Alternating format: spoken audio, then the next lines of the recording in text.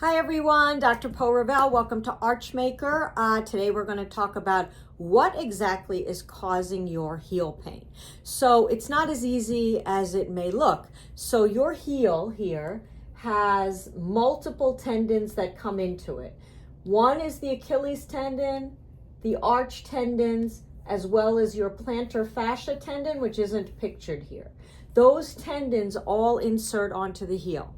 So it's very important that we find out what the cause of your heel pain is. So number one, the cause of your heel pain may be tendonitis, which means that it's a tight Achilles tendon, tight plantar fascia tendon, or tight ankle tendons. If that's the cause of your pain, then you need to treat the tendon and its tightness in order to get rid of your heel pain. Number two is this area has a natural fat pad to it. As we get older, that fat pad deteriorates. So shock absorption or lack of shock absorption because of a deteriorating fat pad may be the reason for your heel pain.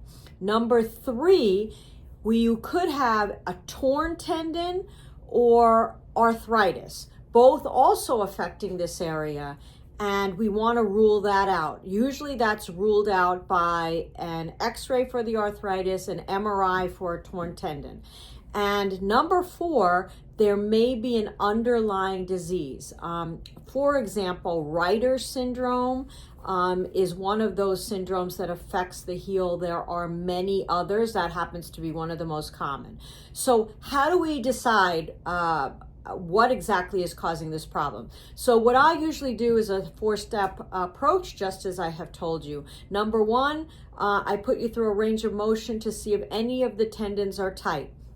If they are, physical therapy has to be added on. Number two, if I feel that it's related to the way you walk or the level of shock absorption, meaning your heel pad is very thin, then we also add on an insole at the same visit. The insole is there for shock absorption, but it's also there to hold the correction when you go to physical therapy. And depending on how you walk, that could be over-the-counter insole or a custom insole. So you definitely want to see a podiatrist. Number three, when you come back, if that pain is not gone, or actually as you're going to physical therapy, we sometimes can do this if we suspect something else is wrong. I send you for an x-ray. If the x-ray looks fine, an MRI. So that tells me if there's also arthritis there.